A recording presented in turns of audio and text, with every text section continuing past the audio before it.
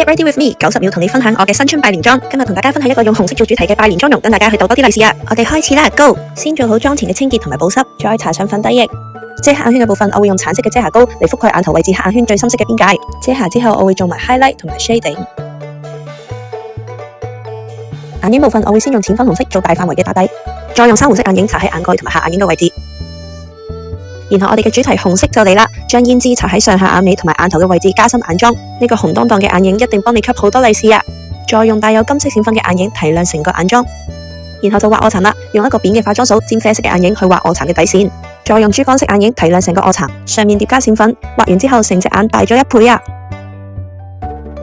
用珠光眼影掃埋眼頭，因為去拜年，所以唔想有一個太惡嘅感覺。今次用咗啡色眼線筆喺眼角位微微向下拉出眼線，用埋紅色眼線筆畫下眼線，記住眼尾位要微微離開下眼框啦。畫埋條眉，跟住就要上胭脂啦。將深色嘅胭脂搽喺面頰外面，修飾面型。再用淺色胭脂搽喺面頰中央，等你塊面望落即刻有水光感啊！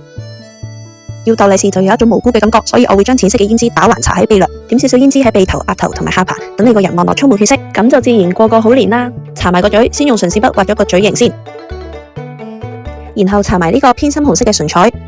最後喺臥蠶嗰度加啲閃粉，等你隻眼望落再無辜啲，等啲親戚都忍唔住俾多封利是你啊！希望你哋都中意呢個新春拜年裝啦，記得追蹤我，等我 Sula Win 同你分享更加多嘅日常妝容啦〜